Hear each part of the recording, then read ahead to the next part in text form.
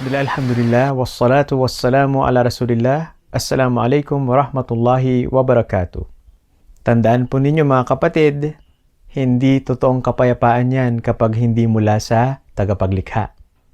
Kabilang pa rin po sa mga katangian ng kapayapaan ay ito ay praktikal, madali, at magaan. Hindi po dapat komplikado ang mga bagay-bagay. Dapat simple, praktikal at madali. Kapag pinapahirapan ka o nalalagay ka sa alanganin, asahan mo, hindi mo makakamtan ang kapayapaan.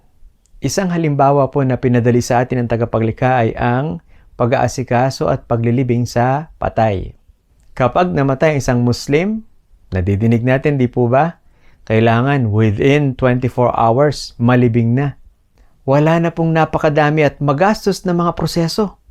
Nagulat nga ako dun sa kapitbahay namin na namatay yung anak niya sa edad na 25 years old.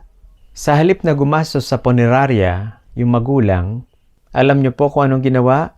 Pinakremate. Sinunog yung bangkay ng anak niya. Subhanallah. Tinanong ko, magkano po nagastos ninyo?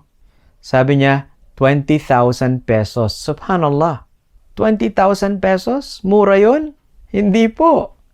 Ang halagang 20,000 pesos, mayroon pa rin mababaon sa utang na ganyan.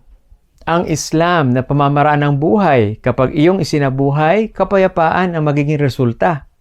Kaya naman, halos wala ka nang gagastusin. Ang namatay na Muslim, siya ay huhugasan, papaliguan, papabanguhan, babalutan ng puting tela, magdarasal, pagkatapos ililibing na. Walang embalsamo, walang make-up, walang Amerikanang pananamit.